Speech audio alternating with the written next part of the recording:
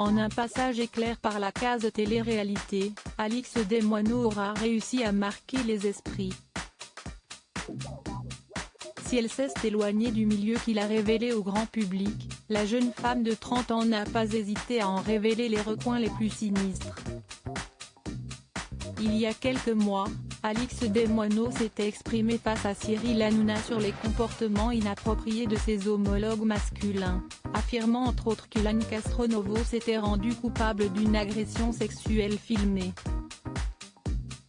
Lors d'une interview accordée à Libération, Alix Desmoineaux est revenue sur son parcours, mais surtout sur le grand ménage qu'elle a opéré dans son entourage professionnel et personnel. La télé-réalité, plus jamais, a-t-elle fermement déclaré.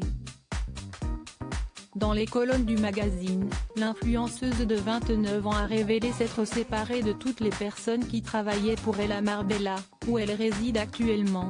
Il ne faut pas mélanger amitié et boulot.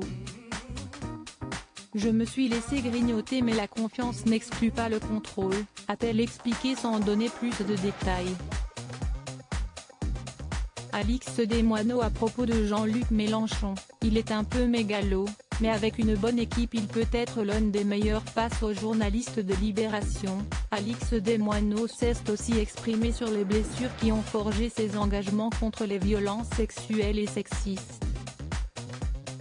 L'influenceuse gravement malade à ses 13 ans a ainsi raconté qu'à ses 18 ans, elle s'est retrouvée bloquée dans une relation abusive, avec un jeune homme violent qui la menaçait régulièrement.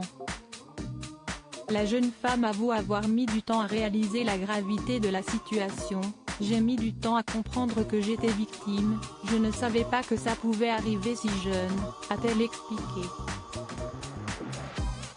Alix Desmoineaux a également fait quelques confidences sur ses engagements politiques, dont ses prises de position contre les violences policières. L'ancienne princesse de l'amour en est sûre, elle roulera pour Jean-Luc Mélenchon en 2022, ce candidat se rapproche le plus de mes valeurs, si est-il un humaniste.